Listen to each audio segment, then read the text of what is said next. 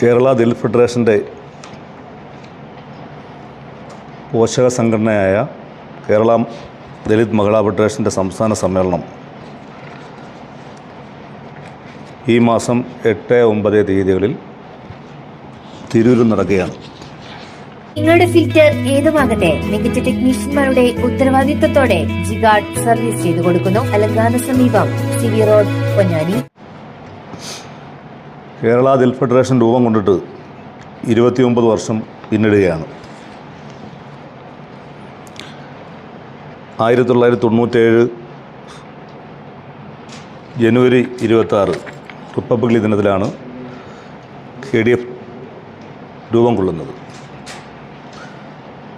തുടർന്ന് 997 മെയ് 24 കോഴിക്കോട് ചേർന്ന മഹിളകളുടെ കൂട്ടായ്മയാണ് കേരള ദലിത് മഹിളാ ഫെഡറേഷന് രൂപം നൽകിയത്.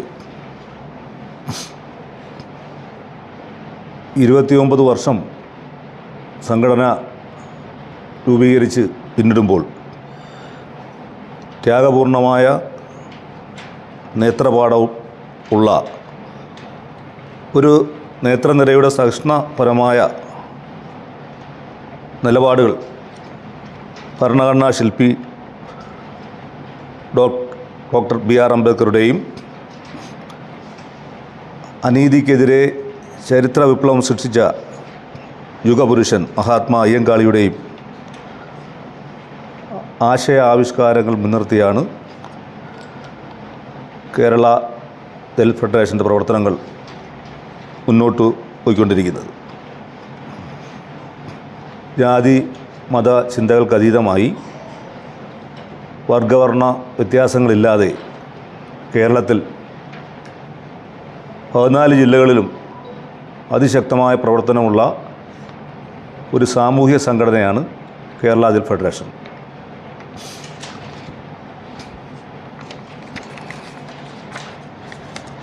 എട്ടാം തീയതി ശനിയാഴ്ച